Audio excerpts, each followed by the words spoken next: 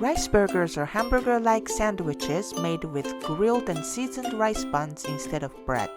The tasty Yakiniku filling goes so well with crunchy rice buns. It's been a popular item at fast food restaurants in Japan. We'll show you how to make it. Mix steamed rice and katakuriko or potato starch in a bowl. Divide the rice into 4 parts to make 4 buns. Wrap each portion of rice with a sheet of plastic wrap and shape it into a 4-inch round flat patty and remove the plastic. Heat a griddle or frying pan with oil over medium heat.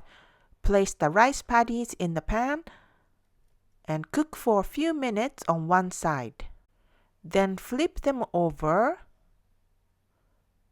and lightly dab soy sauce on the surface of the patties. And continue cooking for a few more minutes.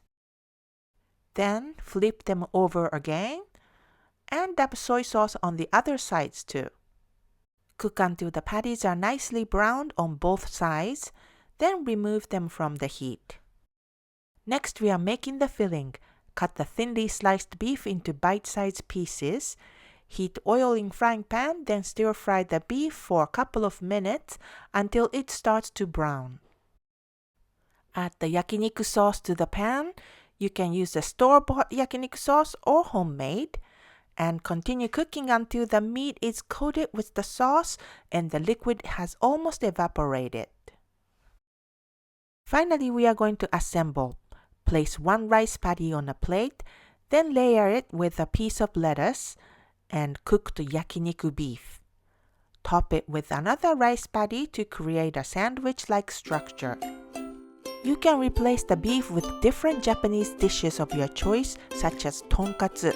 Next time you feel like making a burger, try the rice burger. We hope you like it. 美味しい。美味しいね。